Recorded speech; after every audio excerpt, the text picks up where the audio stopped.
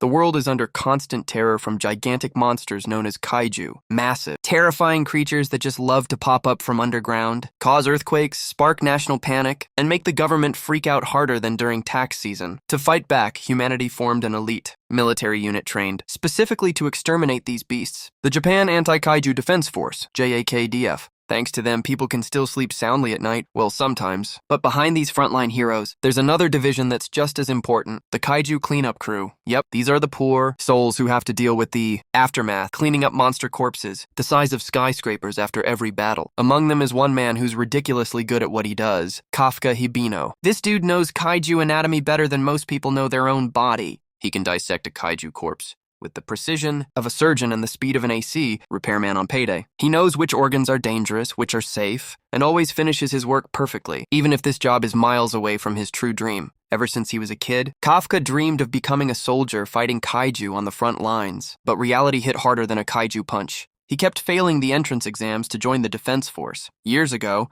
his hometown was destroyed by a kaiju, and that's where he made a childhood promise with his best friend, Mina Ashiro, to grow up and become a hero. Fast forward to now, Mina's the badass captain of Division 3, while Kafka's cleaning up monster guts for a living. At 32, he's basically given up on his dream and accepted his fate as a full-time kaiju janitor, but life has a twisted sense of humor, and that day proved it. That morning, Kafka was introduced to a new co-worker, Reno Ichikawa, a young, ambitious guy who dreams of joining the Kaiju Defense Force. Reno's just working part-time in cleanup, while waiting for the next round of recruitment. After their shift, Reno pulled Kafka aside and dropped a bombshell. The age limit for applicants was raised to 33 because of Japan's low birth rate, which means Kafka still has one last shot. Reno, being the overly enthusiastic bro he is, immediately hyped Kafka up to try again. Kafka hesitated at first, but deep down, he felt like the universe was giving him one final bonus round. But before they could finish their heart-to-heart, a mid-sized kaiju suddenly appeared out of nowhere and started wrecking everything. Without thinking, Kafka rushed in to save Reno from being crushed. He told Reno to run while he distracted the beast, a move that was both heroic and kinda dumb,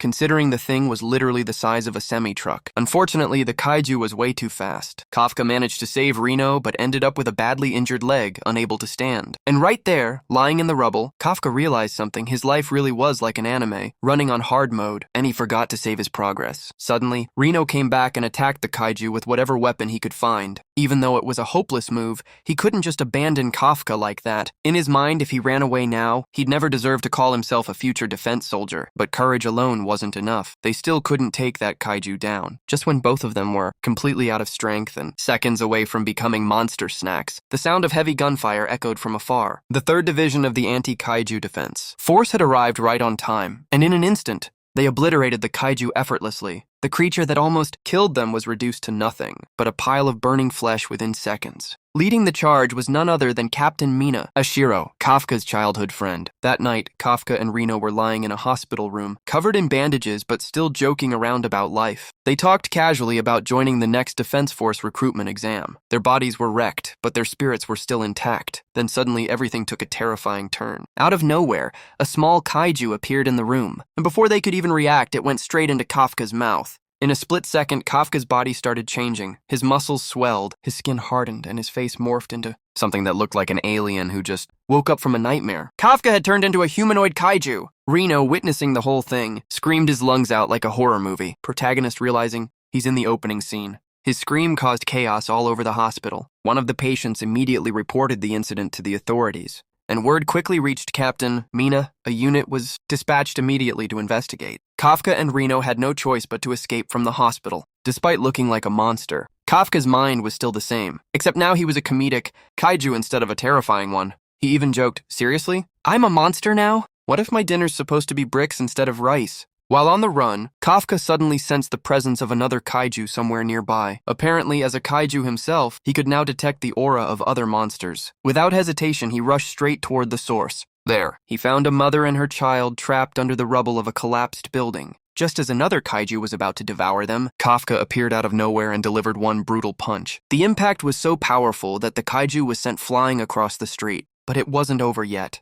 The creature got back up and lunged at him again. This time, Kafka poured every ounce of his newfound strength into a single blow. The result? The kaiju exploded into bloody confetti, showering the entire area in red rain. Thanks to that insane move, the mother and child were saved. Once everything was over, Kafka fled the scene before the defense force arrived. When Captain Mina and her team reached the site, They were completely baffled. 2 kaiju were supposed to be there, yet one was blown to pieces while the other had vanished without a trace. During their questioning, the little boy who was rescued said something that stunned everyone. "A good kaiju saved me." Good kaiju? 3 months passed since that bizarre incident. The mysterious humanoid, Kaiju was officially labeled as Kaiju No. 8 and declared a national fugitive. News outlets all across Japan were going wild. Some said he was a ghost, others called him a failed experiment, and a few even claimed he was an alien who took a wrong turn. But one thing was certain. The world had just met the most absurd kaiju in human history. Kafka Hibino had now become the first unresolved case since the Kaiju Defense Force was founded. The mysterious creature he turned into had been officially given the code name, Kaiju No. 8.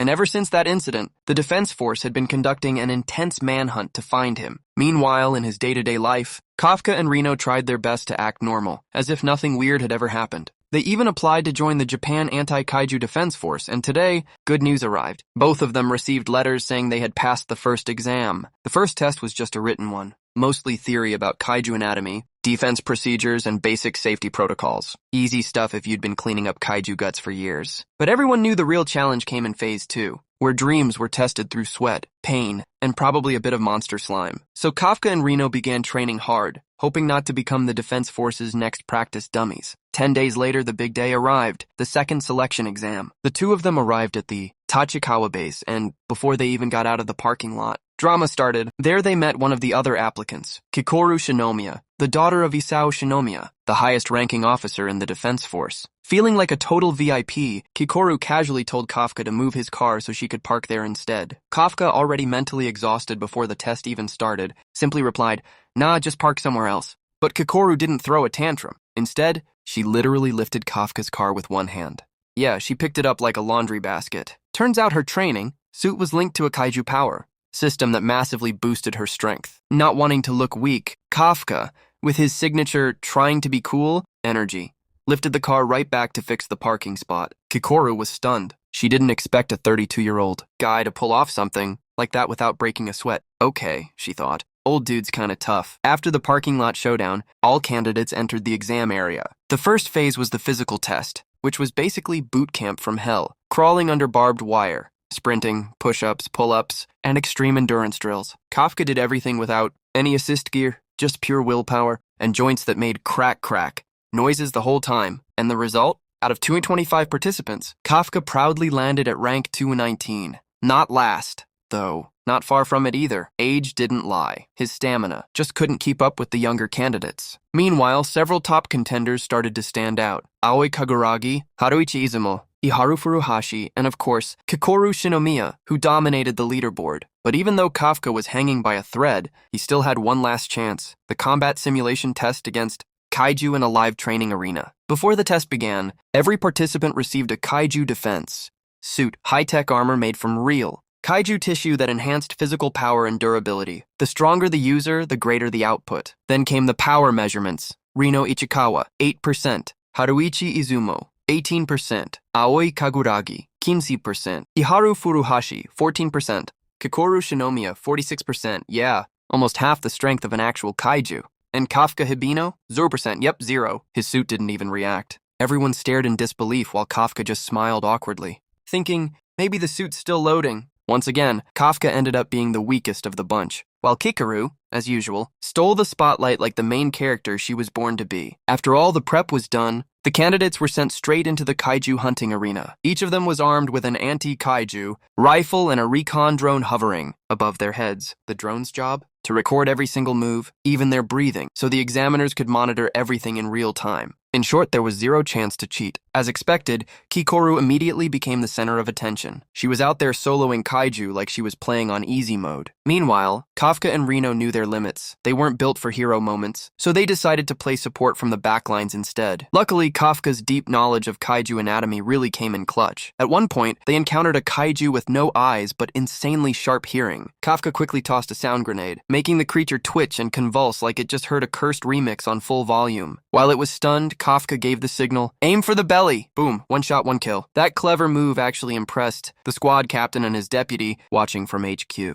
Guess the old man isn't just good at complaining, they probably thought. But Kafka's luck didn't last long. Out of nowhere, another kaiju blindsided him, sending him flying several meters away and breaking his leg on impact. The test supervisors were seconds away from activating the safety shield, which meant Kafka would automatically fail the exam. Thankfully, Kikoru swooped in just in time, slicing the kaiju into sashimi in one clean strike. Thanks to her, Kafka survived, though his leg was now as useful as a snapped twig. But instead of giving up, Kafka told Reno to carry him, literally piggyback style, so they could keep going. The two of them continued the mission together, moving like the world's most chaotic duo who refused to quit no matter what. Meanwhile, Kikoru was still out there wrecking kaiju like a solo raid boss, even daring to take on a Hanju, a mid-class kaiju strong enough to make most candidates cry for help. For context, kaiju are ranked into 3 tiers: Yoju, small fry; Hanju, mid-class; and Dai Kaiju, aka you're so dead level. And yep, Kikoru just straight up defeated the Hanju boss of the entire exam. Once that monster went down, the test was declared complete. All recon drones were called back, and the officials started analyzing everyone's combat data. But just as Kikoru was heading back to base, bam! Another kaiju appeared out of nowhere and launched a surprise attack right at her. This time, the kaiju that appeared was different. It wasn't some giant beast, but a humanoid one roughly the size of an average person. And the craziest part? It could talk. Not only was it insanely destructive, but it also had a terrifying ability. It could resurrect dead. Kaiju, imagine that. This freak shows up, revives every fallen monster like some necromancer from hell, and just leaves chaos behind like it's a normal Tuesday. The situation instantly spiraled into full-blown disaster. Kikoru, who usually fights like the main heroine of an action anime and was, getting absolutely wrecked. The humanoid kaiju kept pummeling her non-stop until she was down for the count, like a phone stuck at 1% battery but still trying to stream YouTube. Her life was hanging by a thread, and just when it seemed over, Kafka showed up. Without hesitation, Kafka transformed into a kaiju right in front of Kikoru. At that point, keeping secrets didn't matter anymore. Saving a friend came first. Reputation later. With a single earth-shattering punch, Kafka obliterated the revived Hanju kaiju in one hit. Boom. Just like that, it was over. The fight ended so fast that everyone nearby was left in stunned silence. No one had any idea what just happened, except for Kikoru. Kafka begged her to keep everything a secret, and thankfully she agreed. But she gave him one serious warning. If he ever turned against humanity, she'd be the one to stop him. Fair deal, honestly. Meanwhile, that mysterious humanoid kaiju was hiding in a public restroom. Yeah, literally chilling in a toilet stall like a villain who completely lost track of his evil plan. When he realized there were no casualties from his attack, he totally freaked out. Not knowing who Kafka really was, he decided to disguise himself as a human and joined the same kaiju cleanup company. Bro just accidentally became co-workers with his future enemy. Peak anime plot twist right there. A few days later, Kafka and Reno finally received their exam results. The outcome? Reno got accepted as an official Defense Force member, while Kafka was only approved as a cadet. During the evaluation meeting, Kafka was actually supposed to be rejected, but Vice-Captain Soshiro Hoshina decided to let him in, impressed by Kafka's sharp instincts in identifying kaiju weak points, and maybe a little suspicious too, since that kaiju sighting mysteriously vanished right when Kafka was around. And so, Kafka officially became a soldier, though still at the rookie level. His life completely changed. Instead of scrubbing monster guts off buildings, he now woke up at dawn for endless military training. But beneath that uniform lay a secret so huge, it could shake the entire Defense Force if anyone ever found out. And that's how the story of the 32-year-old dude secretly living as a kaiju truly began. One quiet night, the city suddenly turned into a living nightmare. A kaiju appeared right in the middle of a residential area. This was it. Kafka's long-awaited moment. His first real field mission as a Defense Force soldier. But bad news. It wasn't a safe-for-beginners type of mission. This kaiju was a Hanju, a massive monster capable of spawning hundreds of smaller kaiju, called Yoju. Yeah, imagine a giant beast spitting out baby kaiju like a broken vending machine. Total chaos. Since Kafka and his squad were newbies, they were assigned to deal with the small fry, while the veterans handled the main threat. But damn, the rookies went off. Kikoru, Reno, Iharu, Kaguragi, and Izumo fought like a group of shonen protagonists who just got a new opening. Song. Everyone had their badass moment. Watching them go wild lit a fire in Kafka. He didn't want to be seen as just the ex-cleaning guy, using his experience dissecting kaiju. He jumped in and figured out the exact weak spots of the Yoju, giving precise orders that turned the tide of battle. Then, he discovered something even crazier, the reproductive organ of the main kaiju, the very source of the Yoju swarm. By destroying it, they could completely stop the monster's regeneration. His quick thinking and sharp instincts caught the attention of Vice-Captain Soshiro Hoshina, who was genuinely impressed. Sure, Kafka wasn't physically strong, but his brainpower and courage were top tier. Meanwhile, at the front lines, Captain Mina Ashiro entered the battlefield herself. Armed with a massive laser cannon, she unleashed 96% of her combat power. And bro, it looked like a mix between a Kamehameha and a Death Star blast. The Hanju was obliterated in one glorious beam. But before anyone could celebrate, its corpse started spewing out even more. Yoju, like an annoying ex who doesn't know when to stop texting. This monster just wouldn't quit spawning problems. And then things went from bad to worse. Reno and Iharu ran into that mysterious white humanoid. Kaiju, the same one seen disguising itself as a human. Furious that his underlings were wiped out, the creature revealed its true form and started attacking. Reno tried calling for backup, but the kaiju had already created an energy barrier blocking all signals. The two rookies were completely trapped, facing a monster that could shoot invisible air bullets. Every second was a panic attack waiting to happen. How do you dodge something you can't even see? The tension was off the charts. And one thing was crystal clear. If no miracle happened soon, these two were about to become kaiju sushi. But over time, Reno and Iharu started getting the hang of the white kaiju's attack patterns. The secret? Focus on its hand movements. The moment that creepy hand twitches, boom, dodge immediately. It was like playing a rhythm game, except losing means death, bro. Once they figured out the timing, Reno went full send with an all-out counterattack. But of course, that smug white kaiju wasn't just strong, it was a damn tactician. Dude made a literal shield out of kaiju corpses. Yeah, a meat shield. Disgusting? Absolutely. Effective? Unfortunately, yes. Reno's morale broke and he got slammed hard. Both Reno and Iharu were completely wrecked, seconds away from becoming kaiju sashimi. But then, boom, Kafka appeared in full kaiju form. And bro, what followed was pure monster mayhem. Kaiju versus humanoid kaiju. No rules, no mercy. Kafka went ballistic, throwing haymakers left and right, pounding the white kaiju until its body was shredded and its glowing core was fully exposed. One more hit and it was over. But right before Kafka could land the final blow, bam! Human soldiers rolled in and opened fire on him with heavy weapons. Kafka just stood there like, bro, I'm the one saving your asses, why am I getting shot at? But hey, he looked like a monster, so fair enough. In that moment of chaos, the white kaiju regenerated like a sponge in water and slipped away, calm as hell. Kafka wanted to chase it, but with all the soldiers nearby, he had no choice but to bail too, trying to find somewhere quiet to turn back human. Unfortunately, fate had other plans. He ran straight into Vice-Captain Hoshina, the blade freak himself. Without hesitation, Hoshina launched an attack. Turns out he's a specialist in close combat kaiju extermination, which makes Kafka his dream target. The dude moved like lightning, slicing non-stop, giving Kafka zero breathing room. Kafka kept dodging, refusing to strike back. He knew this was his friend, not his enemy. But eventually, Kafka saw an opening. Bam! He shattered Hoshina's weapon without hurting him and fled at top speed. That night's mission technically ended in success. The main kaiju was defeated, but humanity just unlocked a bigger nightmare. There were now two humanoid kaiju roaming free. Kaiju number 8, aka Kafka, and Kaiju number 9, that smug white freak who could shapeshift faces like an influencer, after too much filler. From that day on, both of them became the most wanted monsters in the entire world. A few days later, Division 3 finally threw a party to celebrate their first successful mission. The vibe was chill, half-serious debrief, half hanging out with your badass coworkers after work. Everyone was laughing, drinking, and sharing war stories. Until Hoshina dropped a bombshell. Kafka was officially promoted to a core member. Yep, the janitor who used to scrub kaiju guts for a living had officially made it. Now he was a real soldier. Dreams do come true, huh? But of course, this is the kaiju world. Happiness never lasts long. The very next night, the sky lit up like hell itself was raining down.